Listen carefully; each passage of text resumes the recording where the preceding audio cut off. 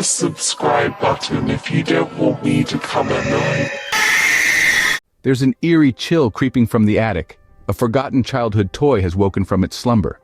In the dust-choked shadows of the attic, a box of forgotten memories was stumbled upon. Inside, a myriad of childhood relics lay dormant, their once vibrant colors faded with time. Among them, an old toy stirred, a relic from a simpler time. Its once cheerful exterior now worn and weathered, a stark contrast to the fond memories it once evoked.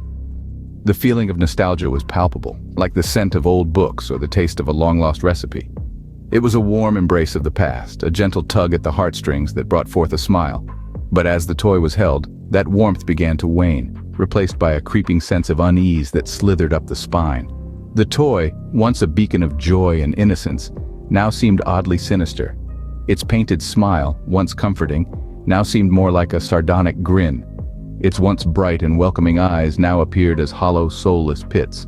The toy began to move in ways it never used to, its motions uncanny and unsettling.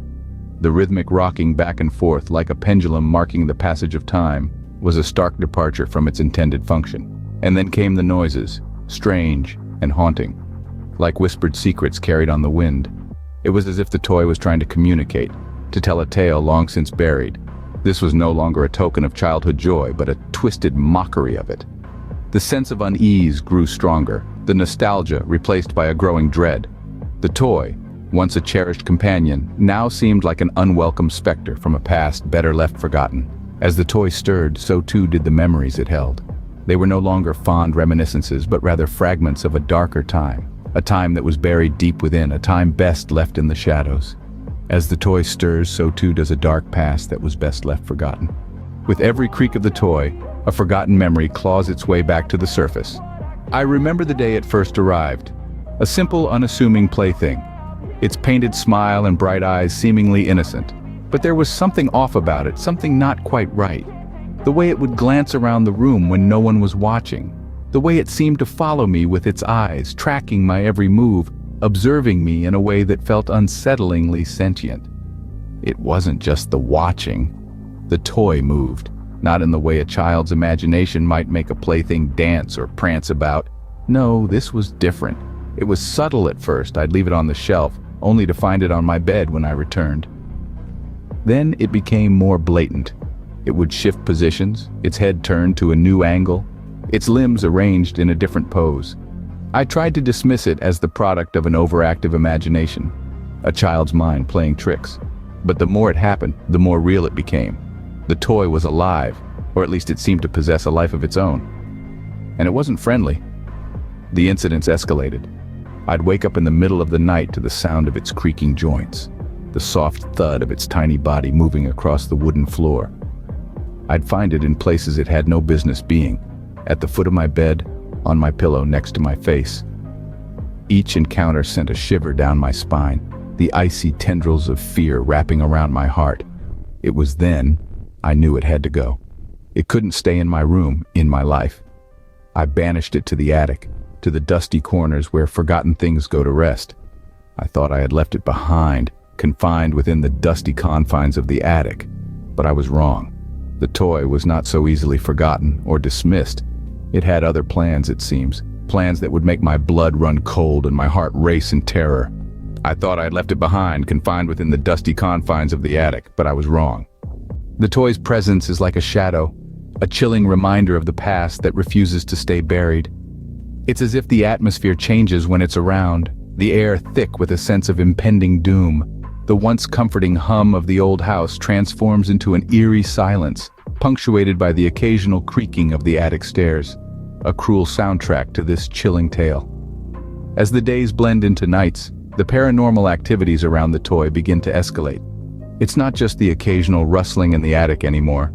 It's the inexplicable tapping sounds, like tiny plastic feet shuffling around in the darkness. It's the faint, low humming, a lullaby from a time long forgotten. It's the toy's voice, once cheerful and inviting, now distorted and menacing, echoing through the silent house in the dead of night. At first, there's a desperate attempt to dismiss these occurrences as mere figments of an overactive imagination. But the dread seeping into the heart is undeniable. The fear, raw and potent, begins to gnaw at the edges of sanity.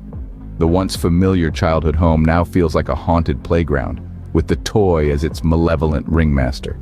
Every corner holds a potential scare, every shadow a lurking terror.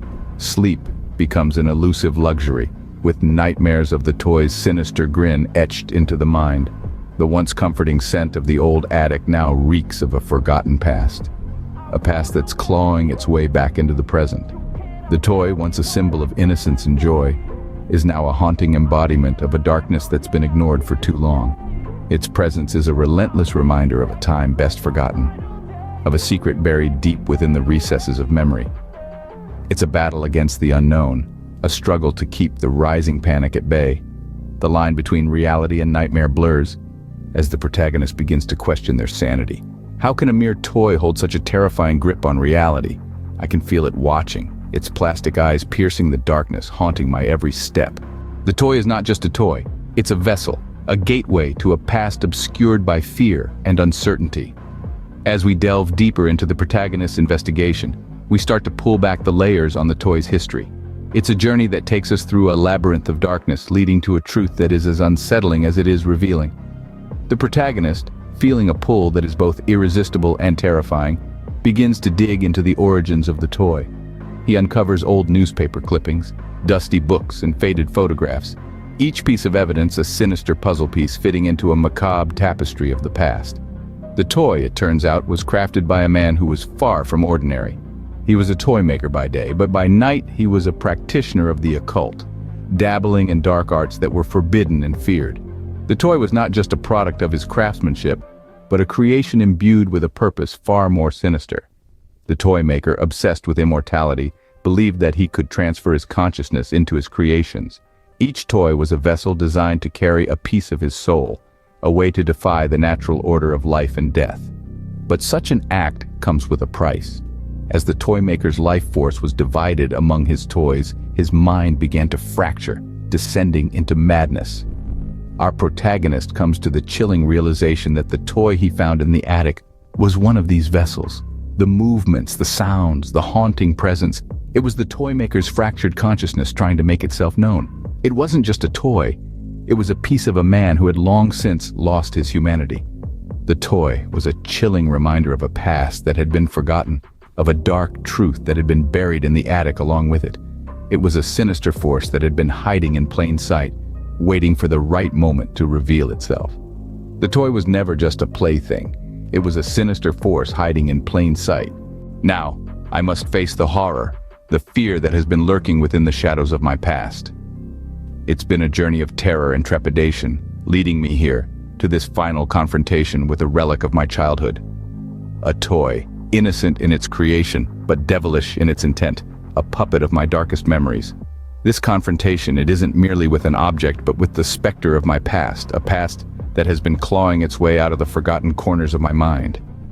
It's a battle against the fear that's been gnawing at my sanity, a fear so palpable it feels like it's got a life of its own.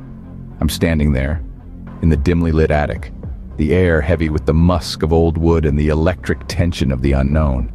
Every creak of the house, every gust of wind against the window, magnifies the fear that's coiling tightly within me. The toy, it's just there, seemingly harmless, yet pulsating with a malevolent energy that sends shivers down my spine. I reach out, my hand trembling, every fiber of my being screaming at me to turn around to run, but I can't. I can't let it win. I can't let it consume the life I've painstakingly built. The struggle is real, the fear is real.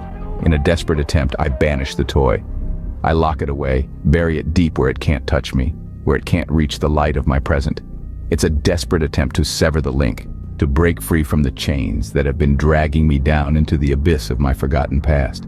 In the end, I am left with a chilling silence.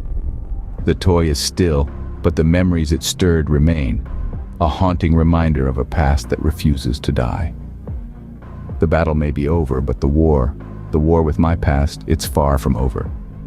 For now, the toy is silent, a dormant demon, but the echoes of its haunting lullabies still linger, a stark reminder that some horrors are never truly gone. Hit the subscribe button if you don't want me to come at night.